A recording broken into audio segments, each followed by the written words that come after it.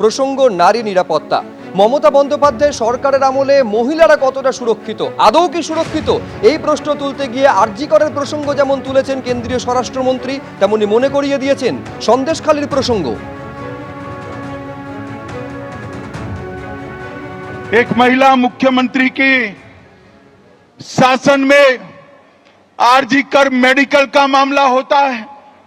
सालों तक संदेशखाली की गरीब माताओं पर अत्याचार होता है और वो अपने वोट बैंक के संजो कर बैठ रही है।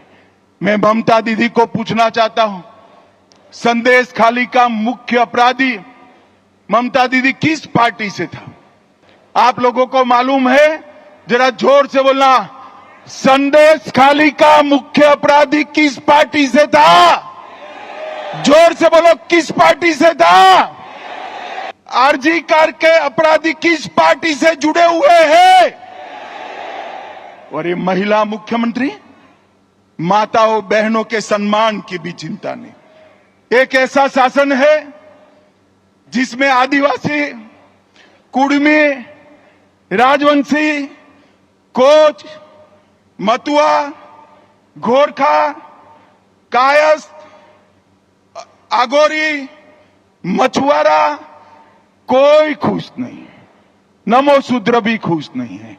और अभी अभी उन्होंने गोरखाओं को तो जितना बदला लेना था वो दे दिया, परेशान कर कर कर कोई कमी नहीं छोड़ी।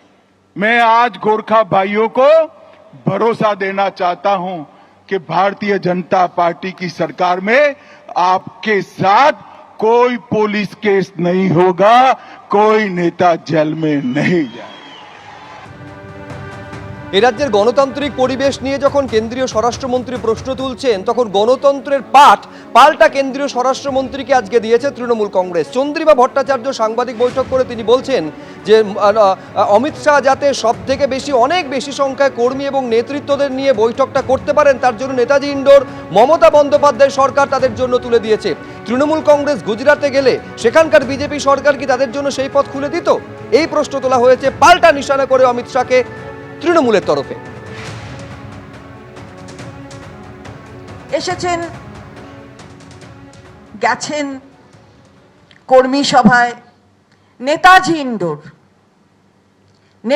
ইন্ডোর রাজ্যের একটা অডিটোরিয়াম, সেইখানে বিজেপির কর্মী সভা হলো।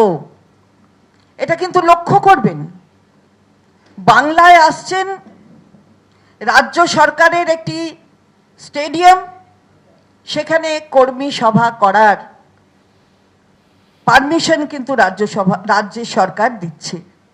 আচ্ছা, এমনটা কি হতো যদি এখান থেকে তৃণমূল কংগ্রেসের কেউ অন্য রাজ্যে যেত, বিজেপি শাসিত রাজ্যে কোনো স্টেডিয়ামে, যদি গুজরাটে ওই স্টেডিয়ামে যেত, হতো? পারমিশন পাওয়া যেত?